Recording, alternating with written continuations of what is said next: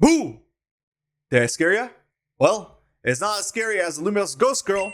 The Lumiose Ghost Girl, without a doubt, is one of the most talked about NPCs in all of Pokemon. While we've been having Ghost Girls in Pokemon for a few generations now, I would say as early as Black and White, the Lumiose Ghost Girl stands out as one of the most mysterious ones.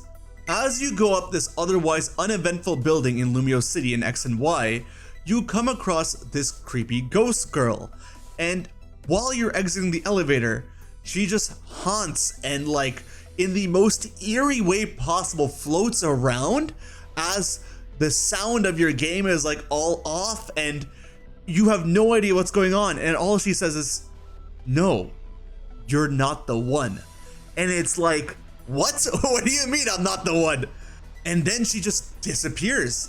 This one phrase, "No, you're not the one," took the internet, the whole Pokemon community, by storm. All kinds of theories and speculation arose, but no one could really figure out anything concrete. And so all we were left to believe was that we would find out in the sequel version of this game, or the third version of this game, Pokemon Z. And of course, we never end up getting Pokemon Z, but now we do have Pokemon Legends ZA. And let me tell you, everybody was searching for the Lumiose Ghost Girl. Everyone was ready to find her in this game. And there are a bunch of NPCs who actually reference her. Zach the taxi driver, or at least one of the taxi drivers in Lumiose and Legends ZA, makes a reference to her, as well as any of the Ghost Girl NPCs who you beat in the Battle Royale. They'll actually bring up her line of, "No, you're not the one," and they're trying to figure out what it means, just like the rest of us. But where is the Lumiose Ghost Girl exactly? Surely she must be in the game somewhere, right? Well, let me tell you about the new Ghost Girl. The Ghost Girl from Pokemon Legends ZA. A story that not too many people are talking about. Near Cafe Tristy, if you approach this boy named Kansai, you'll activate side mission 85, which is follow Litwick. Now, Kansai isn't like the other NPCs in Pokemon. He knows very well what Pokemon are capable of, as he knows that Litwick are Pokemon that can steal the life force of another person, and that his sister has wandered off in chase of a Litwick. He's very much worried about his sister losing all of her life force, losing her life this way, and not coming back to him. And then suddenly from the distance, a Litwick appears.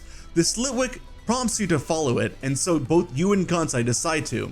In traditional Pokemon Ghost fashion, it kind of moves and vanishes as it does, and then when you approach it, it prompts you to follow it even more. Eventually, when you do catch up to it, Litwick moves a bit further and it drops into the Lumiose sewers, which Kansai is very visibly frustrated by. Once you reach the sewer doors, Litwick smiles and laughs and proceeds to lure you in. When you enter the sewers, something strange happens. You notice that there's not a single wild Pokemon. They all seem to be missing, and so you venture out further into the sewers. And while you're venturing, you decide to subscribe to HybridHero because you're like, hey, he has a lot of cool ZA videos and is going to bring up more, so might as well. Plus, it'll help him reach 200k. Also, since exploring the sewers is a lot of work on this Halloween night, you decide to have yourself a treat. Not just any treat, but a Tokyo treat. This video is sponsored by Tokyo Treat and Sakura Co. This month, Tokyo Treat takes us on a Fuji Fall snackscape, and Sakura Co invites people to enjoy the wonders of Nagano. Tokyo Treat is a fun and exclusive Japanese snack subscription box filled with limited edition Kit Kats, specialty flavored Japanese chips, seasonal treats, and occasional Japanese sodas that are only available in Japan for a limited time. Sakura Co is a monthly Japanese artisan snack box that supports local Japanese snack makers, and each box comes with 20 traditional, authentic, and artisan Japanese snacks, including Japanese teas and special Japanese tableware. This month's Tokyo Treat theme is Fuji Fall Snackscape. Today we got the melon haichus, and boy are they a burst of flavor. One of the other snacks that I really enjoyed was the strawberry white chocolate crunky. Man, I loved this thing. With Sakura Co, the theme of this box is Wonders of Nagano. The chestnut pie was my favorite item from the roster. I ate it so fast. And all of this month's snacks pair perfectly well with this month's tea, the melon hojicha, which I did happily drink while using this month's tableware item, the Saga Shippo plate. Man, what a beautiful design. Both boxes also come with booklets with allergen and dietary information, as well as cultural facts. If you love snacks as much as I do, then you'll definitely get yourself a box. Use code HybridHero to receive $5 off your first Sakura Co box through my link, or your first Tokyo Treat box through my other link. Now, back to the video. Once you reach the end of the sewers, you find Kansai's little sister, the little girl who's just staring into the corner. She asks you who you are, as the camera starts to pan and turn eerily. She states that her brother worries too much as the camera continues to turn and turn. And she laughs and says that they're almost done here. And as you turn, a lit wick renders you unconscious. Kansai comes in and wakes you up, and you wake up to the sight of Kansai, his sister, and 5 Litwick. Based on Kansai's words, we can assume that we were out for some time, because he states that he was afraid that we would never wake up.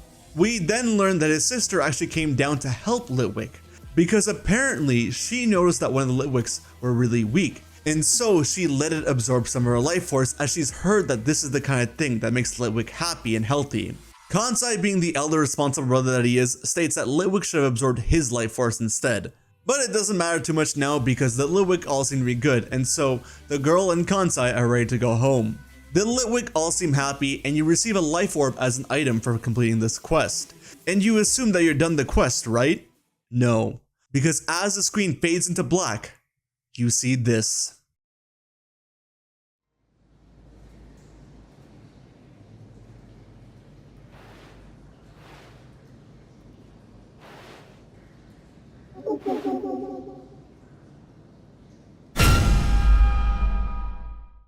Yeah, Pokemon really just added a jump scare to their game. A good one at that, because I wasn't expecting it, I'll tell you that for sure. But what really happened here, and is this related to the Lumiose Ghost Girl in any way?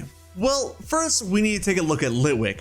Litwick is not a nice Pokemon. As much as I love Litwick and love losing its family, it's not a Pokemon that you want to be keeping with you. Kansai and his sister were right that it does drain your life force, but it does a lot more than that. In fact, the whole quest can be summed down to many of Litwick's dex entries. All of Litwick's dex entries point to one aspect of what's happened here. For starters, we start off this quest following Litwick, and one of Litwick's most popular dex entries is this.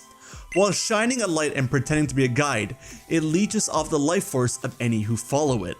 We were definitely following Litwick throughout the entirety of that course. Kansai was following it too, but he seemed to have stopped or lagged behind when we got to the sewers. And the part of this dex entry that's most intriguing is the word pretending. Knowing that it actually spins this whole side quest around. Initially you're thinking that okay, it's leading you to the little girl, but then you read this and you're like, okay, it's pretending to lead me to the girl. It's not actually doing that, so what is it actually doing? Upon entering the sewers, there's not a single wild Pokemon in sight. And another one of Litwick's popular dex entries states that Litwick shines a light that absorbs the life energy of people and Pokemon, which becomes the fuel that it burns. So we can assume that this entire sewer area, at least for right now, has been cleared out because the 5 Litwick have drained the life force of these Pokemon. So if that's the case, then why do they need the life force of the girl? There really is no other explanation as to why there's no wild Pokemon. If it was just a part of the quest, I don't think they would have given any text for it. But they deliberately gave text saying there seems to be no wild Pokemon in sight. So what gives? The only logical explanation is that all the Litwick drained the wild Pokemon of their life force. And so why are they being greedy? What's going on here, really? Once we get there, we get knocked out, which that itself is very strange and we'll have to come back to that. But when we wake up, the girl states that yeah, she knew she was giving her life energy and all, and sure, okay, she's kind of crazy for just giving her life away just like that without thinking twice, but irrespective of that, while she may be very kind, compassionate, and sweet, and correct mind you, because Litwick does have an entry to state this, Litwick has 2 other dex entries, unique dex entries from Sword and Shield that aren't in any other Pokemon game. Litwick's Shield dex entry says that the younger the life this Pokemon absorbs, the brighter and eerier the flame on its head burns. Okay, so that explains why the little girl made the most sense here, sure. But what's crazier is its Sword dex entry. The flame on its head keeps its body slightly warm. This Pokemon takes lost children by the hand to guide them to the spirit world. Earlier we established that Litwick probably wasn't genuine in guiding any of us down to the sewers. Moreover, if it absorbed the life force of all the wild Pokemon in the area, it definitely doesn't need any more life force from any of us. Based on its Sword and Shield dex entry, we can say that Litwick preferred children or younger kids, not just for absorbing life force, but also to take them to the spirit world. And so I don't think that they were just absorbing the life force of this little girl.